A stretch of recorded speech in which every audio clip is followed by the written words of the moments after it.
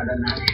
Nangingibabaw ang paniniwala natin. Ang inspirasyon natin, unang ibabaw. Ganun naman sa ito. Nangingibabaw.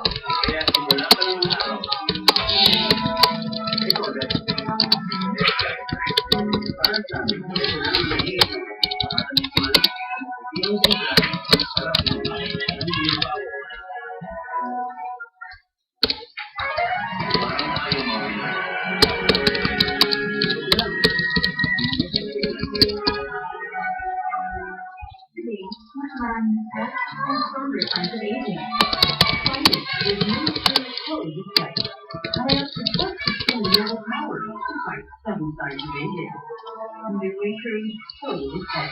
Alam niya ng digestic, hindi naninigit. Kami nang naitasa ng gutom, siya nga na naman mainit din po ng pagkain ng headache at pregnant. Kaya ingat, naman mo kung gusto mo kaman. Digestic, ingat at damang-dama. In your mind, I give you the hope. Stars, I believe the world.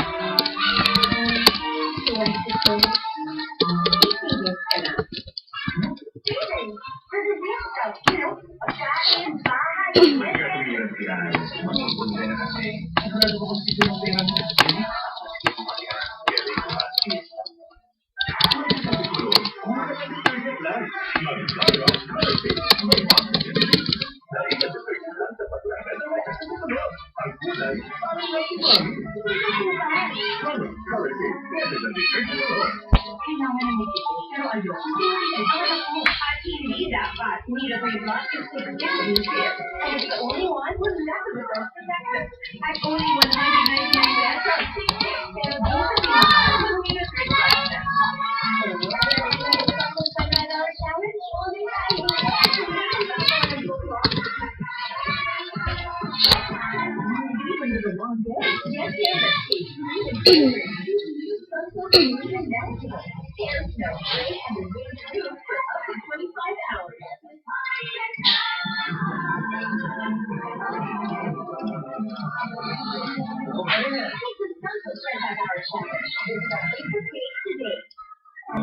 This is the KFC 30-40 rule.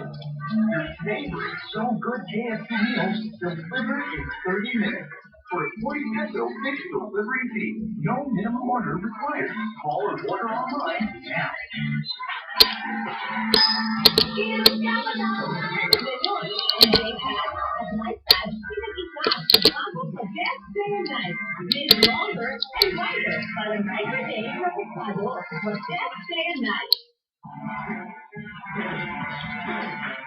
Bawat isa sa atin may kanya-kanyang espesyal na kwento. Basta't handa tayong makinig, may matutulog tayong leksyon. Sa dami nating mga Pilipino o 94 million and counting, ano naman kailangan gawin para mapansin? Hangaan, umangat sa lahat. Asian, magawa, pangailan, katulad ng lalakang ito na nag-upload ng kanyang video. Hi guys. So, meron siyang magawa ngayon. Kaya, pwede ko lang mag-post ng video. Para siyang walang buto. Mapapaliwangan ko ng braso. Sayang-sayang ng balikin. At kakainin ko ng spaghetti sauce. Kumain pa ng spaghetti habang nasa likod ang kanyang kamay.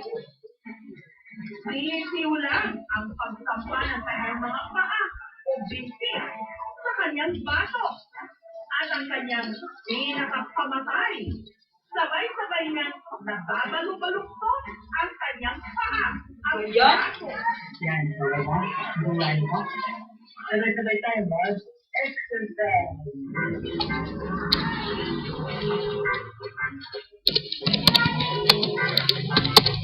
Di ba sa patay hindi namin nakilala ang lalaki sa video, si Richard.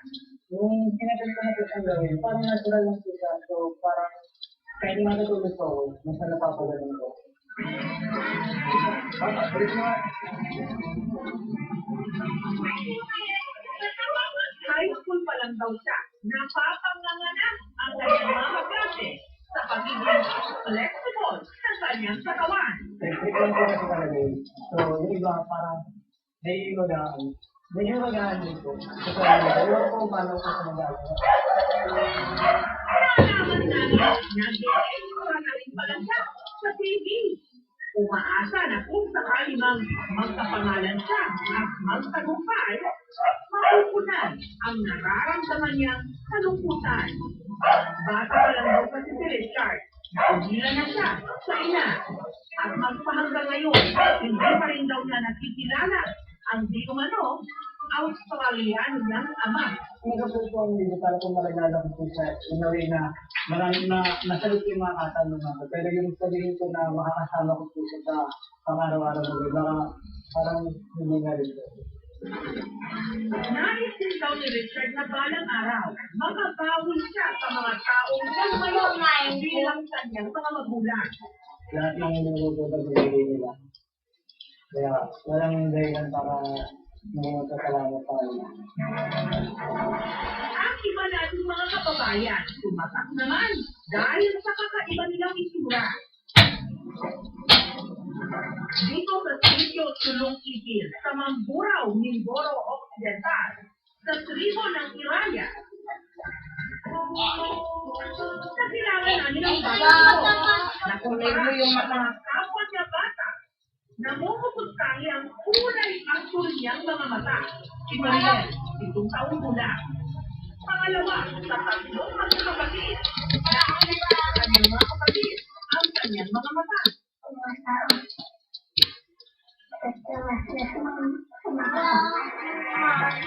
Paniniwala ng kanyang ina na si Olivia, ipinag-inig na ito sa manitang may blue eyes. May manita po kapatid na lahat. May ako yung manita nung nasa bawang